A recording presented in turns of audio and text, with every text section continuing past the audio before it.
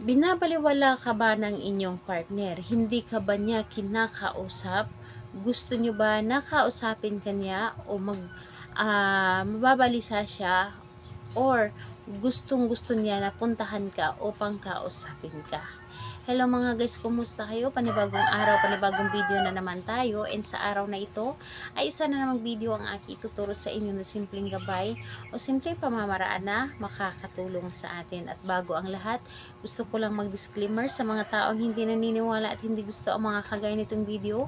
Please skip this video and maghanap kayo ng videos na gustong gusto nyo dahil ang video na ito ay para lamang ito sa mga taong naniniwala and gusto mag-try. Sa lahat po ng mga nagko-comment po dito sa aking video dito sa loob ng aking channel, mag-ingat sa lahat ng mga nagre-reply sa inyo na dinadala kayo sa kanilang WhatsApp and Imo app upang makaiwas po tayo sa scam. Ngayon po ituturo ko sa inyo paano tayo hindi baliwalain ng ating partner o lagi tayo niyang kausapin. Ito ay pwedeng gawin sa parehas hanggang kasarian, babae ito babae and lalaki ito lalaki. And syempre naman sa ating babae at lalaki na mag-partner. And ayun po, kailangan natin dito ng ating gagamitin sa paggawa ng ritual na ito is kailangan mo dito maghanda ng isang maliit na pirasong papel. Kailangan mo dito ng panulat. Syempre, kailangan natin dito ng kandila na gamit na or pwedeng bago kung wala kayong gamit na kandila. And kahit anong kulay pwede, except lamang sa itim. Huwag po tayong gumamit ng itim. And kailangan din natin dito ng honey. Kailangan din natin dito ng ating laway.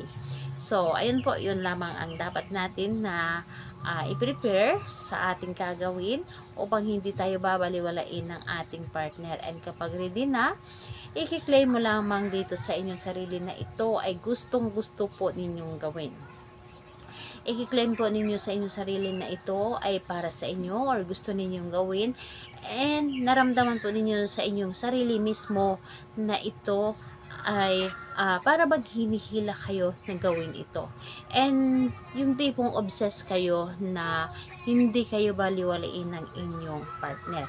So kapag ready ka na, pwede mo na itong simulan sa paggawa ang ritual na ito. So ang gagawin mo lamang dito, isulat mo lamang dito sa isang maliit na pirasong papel yung pangalan at apelyido ni target. Isang beses lamang.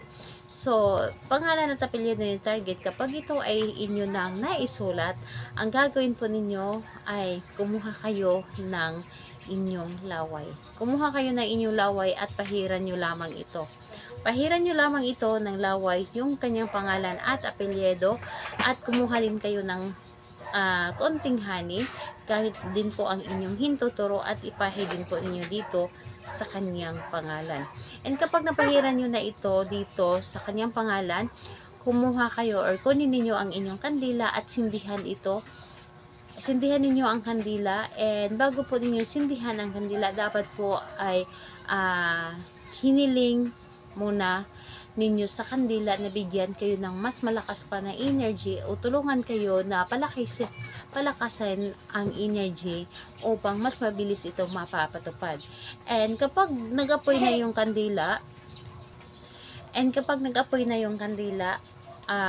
dahan-dahan po ninyo itong sunugin ang papel.